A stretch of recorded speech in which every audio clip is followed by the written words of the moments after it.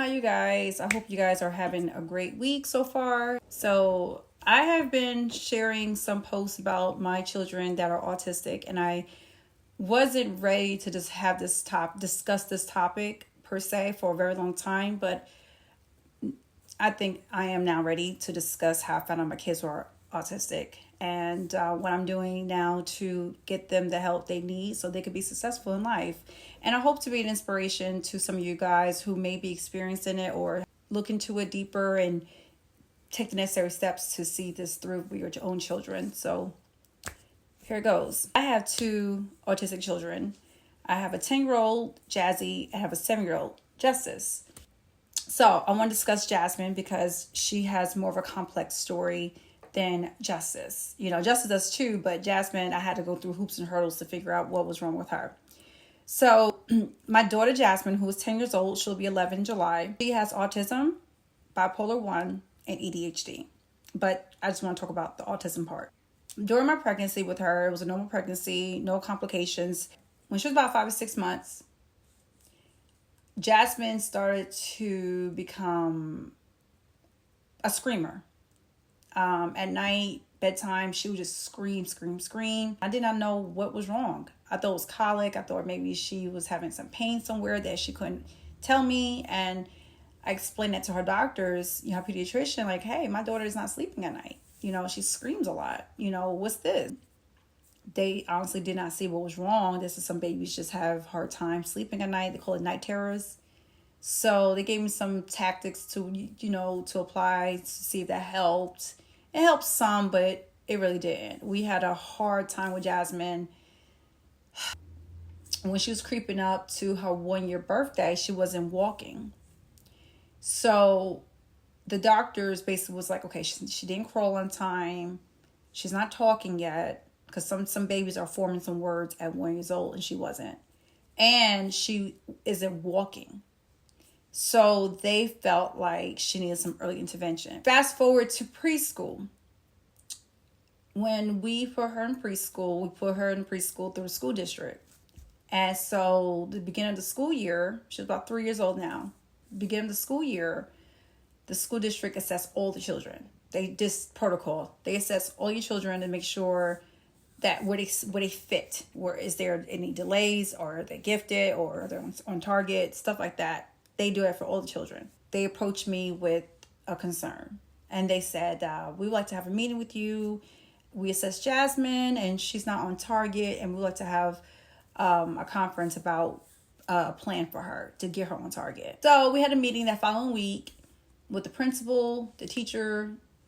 I met with the school psychiatrist, the intervention specialist, the occupational therapist, and the speech therapist. So we all had a roundtable meeting about Jazmyne's development. They all presented data about her, what she presented, and then they proceeded to tell me they think there's a disability there. At that time, like I said, Jazmyne knew her colors, her shapes, but there were other behaviors that were concerning. So that's why they decided to say, listen, we think she can benefit from an IEP plan. So an IEP is an individualized educational plan for children who may have a disability, and just to kind of get them on target so they're not falling behind their peers and they can graduate on time and stuff like that. They can get resources and services to help with their disabilities while they're in school. But while during the meeting, they were using some of the teachers and the therapists were using language such as delay, lack of focus, cannot communicate, no eye contact, super active, those kind of things. I knew about autism, but at that time I didn't know a whole lot about autism, but I knew the words they were using mimic an autistic child. So they had told me to please follow with her primary care. And if you want to do a follow-up with them about any additional medical needs that she may have, we encourage you to do so and let us know what they say. So I did follow up with her pediatrician. I told the pediatrician what the school presented. So what we did from there, they wanted me to follow up with behavioral health. So they referred me to behavioral health, where I can do a further assessment on her, and which included the ADOS assessment. So ADOS assessment is a screening for autism. This is the first time we evaluated Jazmyne, I think 5 times. The first round was when she was 4 years old, and we had the ADOS. And the ADOS was basically the screening with the speech therapist, and the second part was with the psychiatrist. They presented the data. She fell on the spectrum. But since she had some social components, like some eye contact, she was having dialogue, she was smiling and stuff like that, they didn't feel comfortable giving her an autism diagnosis. I was a little annoyed during this time because I felt like it was kind of ignorant on their part, just because she's presenting some typical characteristics doesn't mean she isn't autistic too. And I just felt like that was wrong. I was like, I feel like this is incorrect. I only spent 45 minutes with her.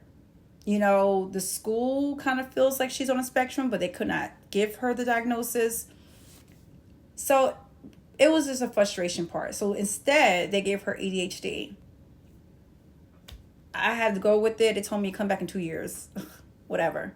They still were saying, no, we don't see it. She's talks, she's smart, she is this, she is that. But Jazmyne was having odd behavior, such as eating non-edible items. She would pick up like a leaf and put it in her mouth, and I have to catch her, like, don't do that. Or she would have moments of aggression. Like when she is around a crowd of people, her anxiety will kick in. It's just a big outburst. Certain textures for food wasn't it. She was lining toys up, and I was recording all the data, all of it, because I'm like, you guys are diagnosing my child wrong. She had fixations on topics and people and objects. Even her dialogue was off. You would talk to Jazmyne about a certain topic, she would talk about something totally different. Like, she would not engage in what you're talking about, or she just randomly comes up to you about a random topic. So those are things that she was presenting, and it made it hard for her to make friends. It made it hard for her to just stay focused in school. I tried to put her in dance. That was a nightmare. Gymnastics. No one knew how to handle her. I had to get her another appointment with a different provider, but same hospital group, just with a different therapist. And I presented all the data that I've had from all the years with the school, with other providers, with my recordings. I just here you go. She did a great job. With explaining everything, and she finally gave her the diagnosis of autism. And she's like, absolutely. And she apologized for the late diagnosis. And she was like, nope, I do see autism clear as day. At this point, Jazmyne was 8 years old. She was very just thorough on the assessment. She just I don't understand how they missed this mark. It was very clear from the beginning she had it, regardless if she has some typical characteristics. Her data presented, it was autism. She is more on the mild side, but it's there.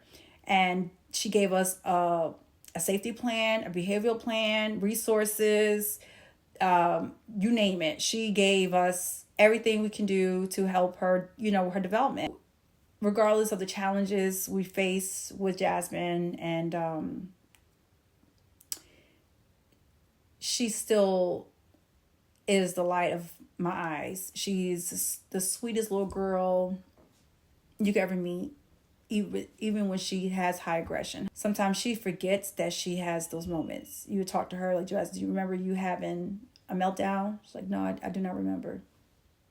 It gets hard, but at the same time, I lean on God for strength. And I do believe my daughter will be successful in life.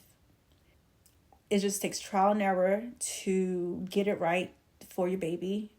And I'm just trying to figure out what is the next best thing for her, because she does have not just autism, but regardless of her behaviors, she's still a human being. She still has feelings. And she's the most loyal person you could ever meet. And, parents, tap in into resources, please. Ask questions, like your doctors, teachers, the community. Please ask questions. I'm not gonna lie, it's very hard. And some places don't have as much resources than others. It's not talked about, and that sucks. There's so much other things going on people want to cry about, but no one talks about how to help people with disabilities. They get looked down upon. They get blackballed. They get put to the side a lot. And I hate it. And for us parents who really, really is trying to get the help, it's so frustrating. I will encourage parents who are in my position to never give up.